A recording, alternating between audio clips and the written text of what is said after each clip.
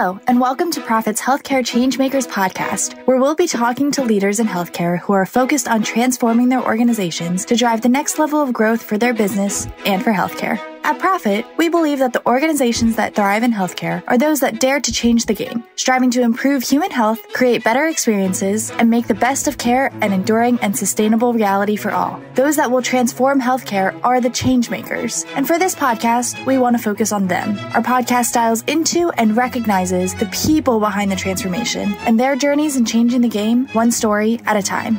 Are you ready to dive in? I am Jeff Gorgie. I am hosting this week's podcast, and I'm very pleased to have with me Alyssa Jaffee, who is a partner at 7 Wire Ventures, a healthcare venture capital firm. Alyssa, welcome. Thank you, Jeff, for having me. It's great to be here. All right. Well, it's a pleasure. So first of all, tell us about yourself and how you became an investor in digital health. Absolutely. Well, if you can believe it or not, I did not grow up as a little girl dreaming of being a venture capitalist, but I did find myself here and I'm so grateful for it. I am operator turned investor. So I used to launch enterprise technologies in healthcare, did solution selling. I worked for the advisory board company for a long time. If you know the folks over there, wonderful people, and eventually left there for business school. So I went to University of Chicago at Booth, and then I transitioned more to the investing side. So I worked for 2 smaller funds, and then I actually did start my own company. I raised a small round, about $1 million for that business. I transitioned the board, we sold that company, and I went more institutional investing. And at that point, went to go work for the Pritzkers, JB, who's now governor of Illinois, his brother Tony, about $8 billion in AUM, 3 asset classes. And I spent my time doing exclusively venture and mostly healthcare investing.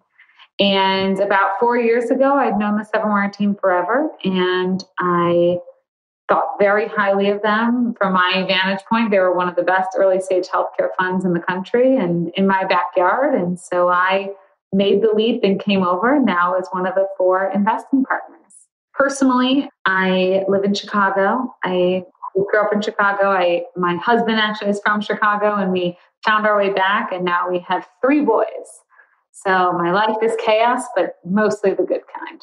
Well, and I know that some of that becomes fodder and content for your Twitter feed or your LinkedIn feed or something about not just the chaos of having 3 boys, but also your personal experience in the healthcare ecosystem. Absolutely. It's very important as an investor to be able to understand how to look at the world through other people's eyes, to have empathy and understand the experiences of others. But it's also quite powerful to have your own lived experiences. And I've had 3 birthing experiences that all were quite different. And I'm very privileged. And I've had access to some of the best healthcare in the world. And it still was incredibly challenging.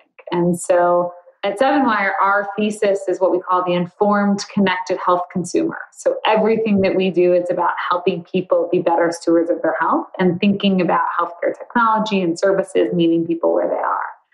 And so in that vein, as we think about becoming an empowered consumer, I felt that way myself. And I will, and our team will, and we'll frankly dedicate our whole life and a couple of lifetimes over into trying to make that happen. I'm going to go back to you personally in just a second, Alyssa, but I just want to pick up on your thread because as you and I talked before we started recording about the book I wrote. One of the first chapters, we talk about this idea of the e-consumer. And I borrow the term from a physician leader that I'd written about the e-patient. But by the e-consumer, I don't mean that as a technical term. I write about it as the consumer that's engaged, equipped, enabled, and empowered, right? And the objective of transforming healthcare is to both find and support e-consumers and to create and facilitate, more people becoming e-consumers. So your idea kind of certainly took me there, something I've written about and thought about quite a bit. And it's a challenge, right? Because the answers aren't always easy. They're never easy, but they're easier for someone who's leaning into the healthcare system and anxious to help take control of themselves.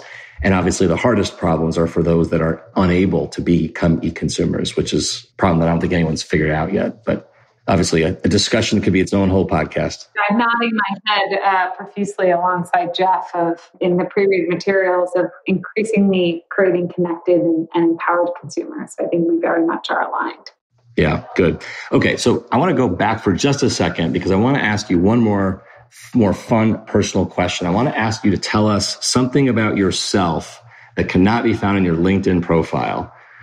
Oh, as a working mom with 3 kids, I feel like that is my special talent these days. But if those who know me know I thrive in chaos. So I'm one of 5 kids. The more things on my plate, the better. And I love a big, full, lively household. I host a lot of themed dinner parties. We just did a big Halloween themed dinner party. We host Thanksgiving with 35 people. So for me, I love bringing people from different walks of life. I host friends, I host family, I host colleagues, CEOs. One of my board meetings I did at my house, and I hosted the board dinner the night before at my house, and it was very nice. So for me, the more I can blend those worlds, the better. Well, you and I share being a parent of 3 boys, and I will tell you that you obviously have more energy than I ever did because when we had 3 young boys, we stopped doing all socializing and hosting, and obviously you've got more energy than I do, or even did. I don't know if energy is the right word or just insanity, but we'll take it. We'll take it. Maybe that's right. That's right. Well, that's right. Maybe we're talking about the same thing.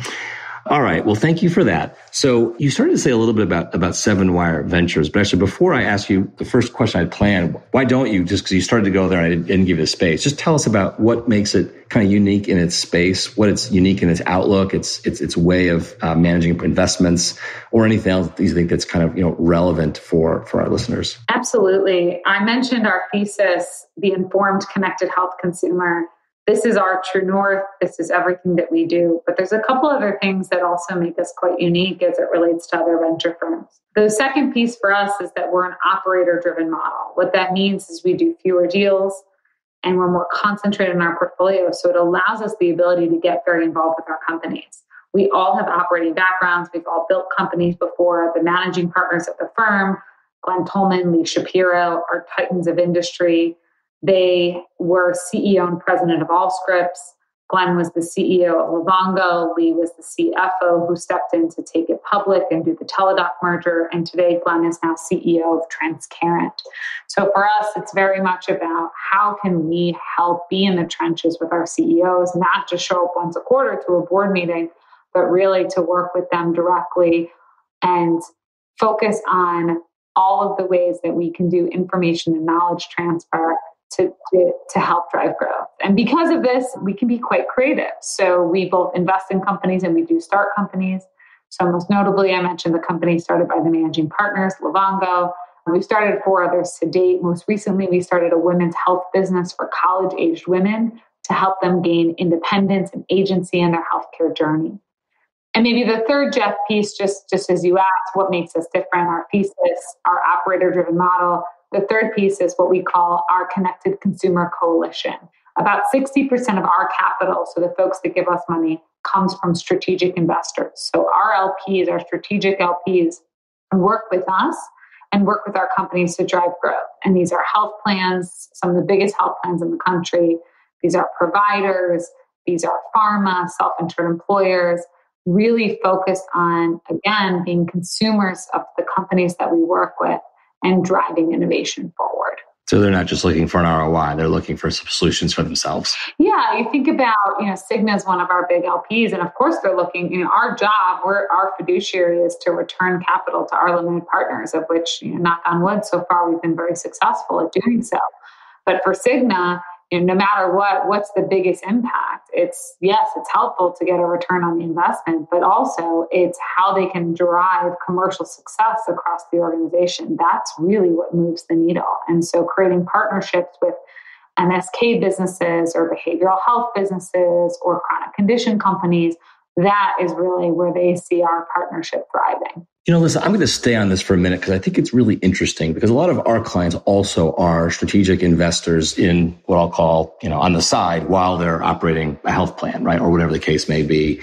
And I actually interviewed someone at Livongo maybe 4 years ago. I can't remember. And one of the blue plans had a stake in them. It was also our client. And I said, how is it going in terms of getting adoption at the payers?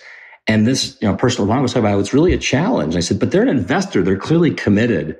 And she said, yes, but just still culturally getting them to act and move is really hard. So my question for you, and this is a tough one, so forgive me for throwing it at you. I don't know if there is an answer, but what is the secret to getting a strategic investor to adopt and become a customer of the portfolio company and to use it for the good that they're trying to create? I know, Jeff, I get this question a lot, and people want a silver bullet, like the one thing that they can do. And the thing, it's not one secret, it's hundreds of little secrets. It's hundreds of little things that you're doing to build that relationship. But primarily, are you solving a real problem that they care about? And that is something that you really have to understand and ingrain within that health plan, in that risk-bearing entity, to know what's important to them. And once you know what's important to them, are you going to the right players? And so a lot of the best organizations we work with have done an amazing job bridging the financial and commercial sides of their organization, where they really understand who the right stakeholders are to adapt and champion some of these solutions. It's when you don't have an internal champion that can be really, really challenging. And then are the incentives aligned? And so making sure that this is something that doesn't cause additional friction for the incumbents, but actually is something that will help make their lives easier, and thus their members, their employees, their consumers' lives easier. And a lot of the ways to get the adoption rates going, and again, Livongo was a pioneer of this, are the unglamorous ways of doing things like direct mail, doing things like outreach, staffing call centers. Again, a lot of this country right now is not clicking away on apps necessarily. A lot of them are consuming healthcare still the traditional way. And so finding ways to meet people where they are, and I know that's something that you and I had kind of communicated about before this, but that's very important to do so in order to be successful. Great. Thank you for reflecting on that one. You wrote an article in MedCity News, I don't know, a couple of months ago, and I read it when it first came out. It really struck me. And I went back just as I was thinking about this conversation, and I read it again.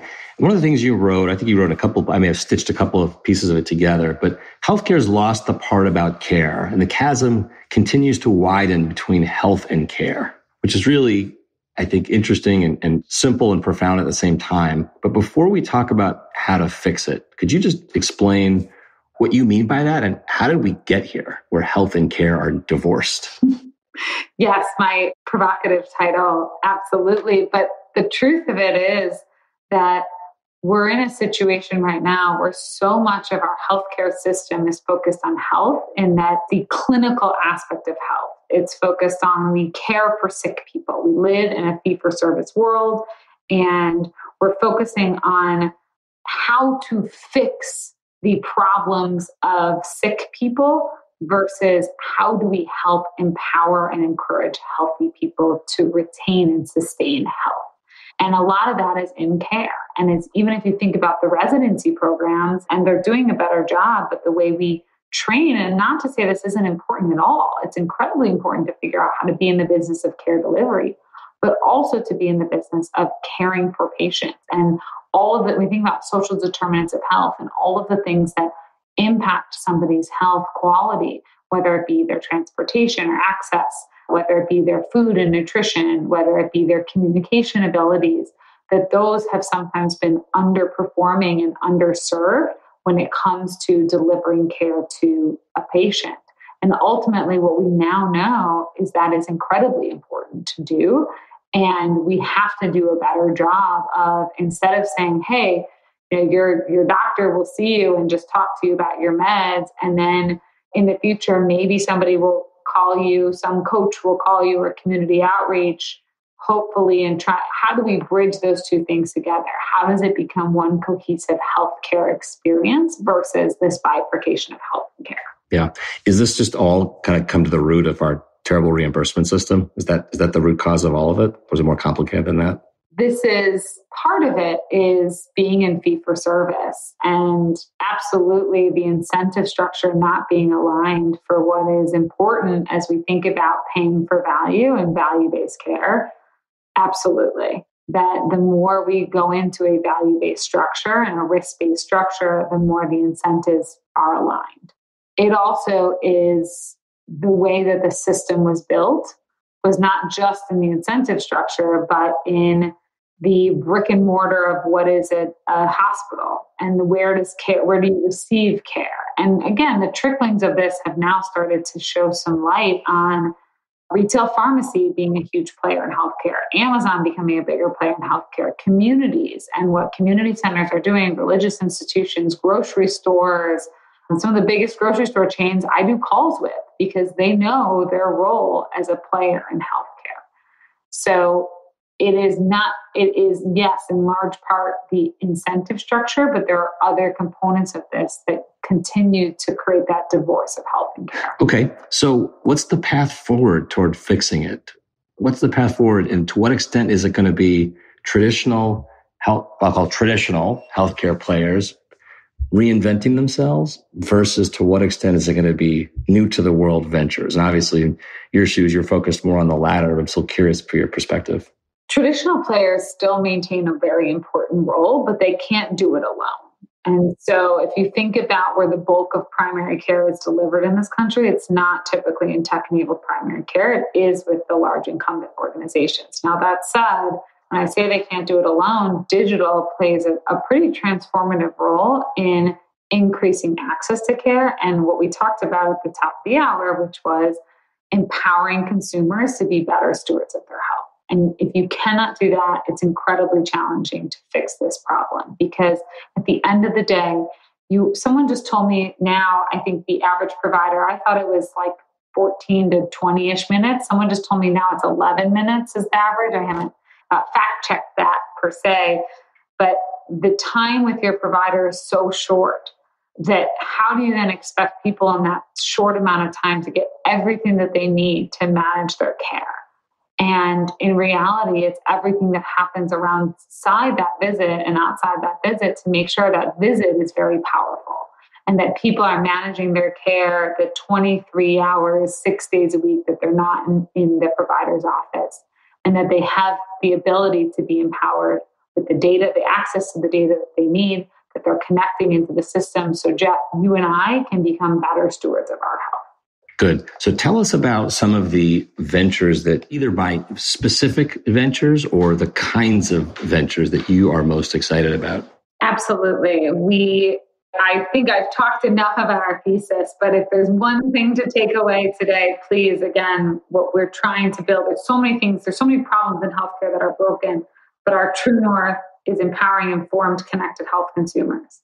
Beyond that, there's a number of swim lanes for us that are really interesting. So things like verticalized solutions for chronic condition management. That's where Livongo plays. That's where our company Zurigo we invested in, focus on chronic skin conditions. Also, mental and behavioral health, particularly in severe mental illness. We've invested in a company called NoCD and OCD for obsessive compulsive disorder. Also, Brightline Health, which is focused on pediatric behavioral health. We're looking at health events, something that happens to you, whether it be MSK or oncology. This can be, for example, we did Jasper Health, which is helping people navigate their cancer care journey, or Recovery One in MSK.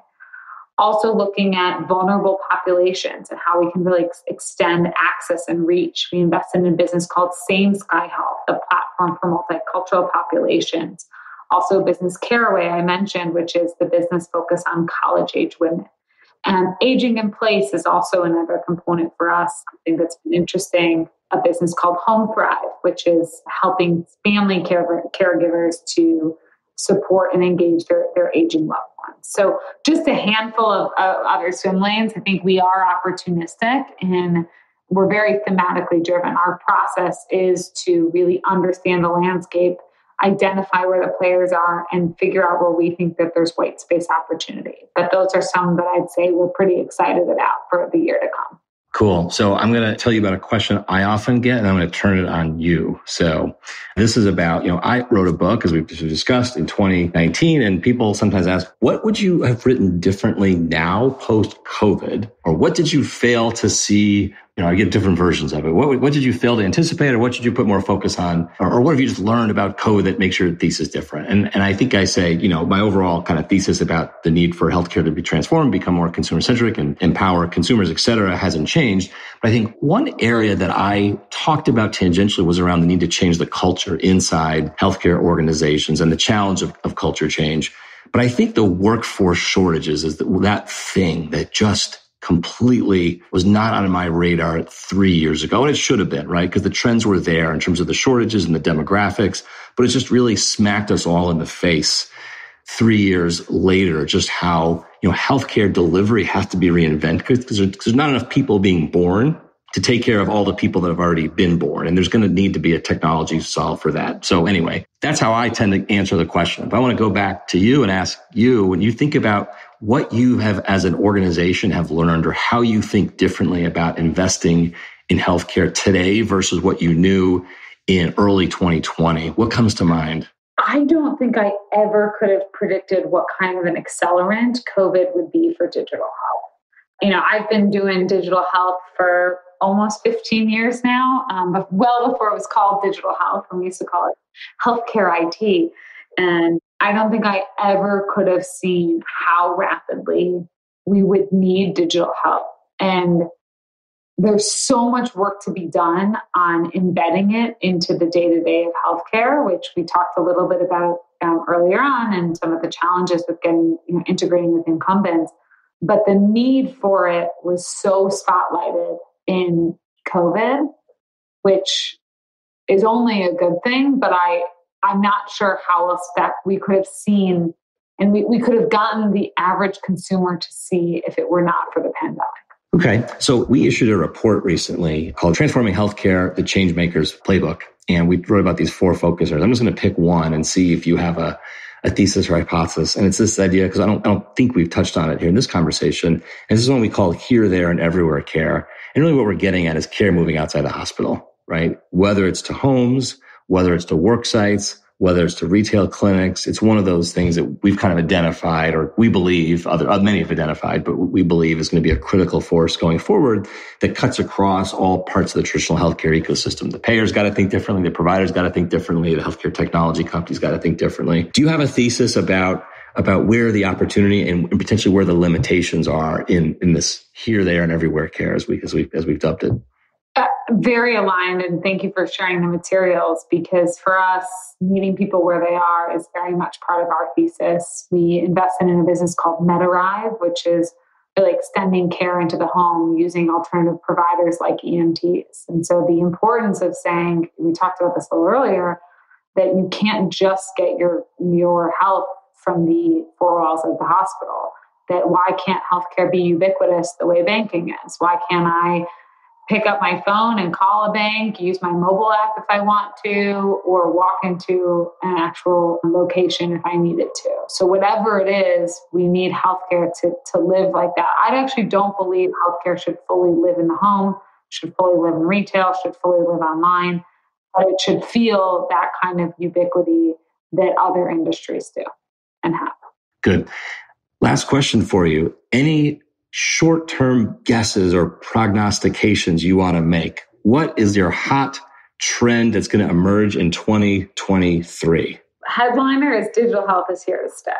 Like whatever you're reading about the broader market dynamics, and the market dynamics are rough right now. And don't get me wrong, but healthcare is resilient. Healthcare tends to be less affected. And the progress that we're seeing across our portfolio and others is too great to not continue to double down into digital health.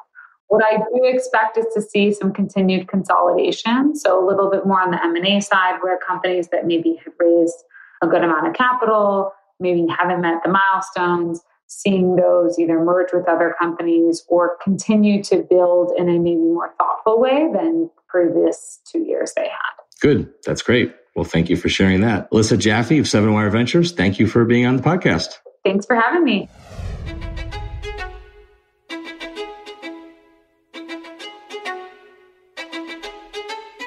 Thanks for listening to Prophet's Healthcare Transformers podcast. This podcast is produced by Jared Johnson and his wonderful team at Shift Forward Health.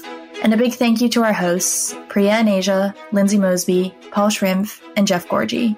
If you liked today's episode, you can find more great content like this at prophet.com/thinking. I'm Anna Kuno, the senior editor of this podcast. Thank you for listening.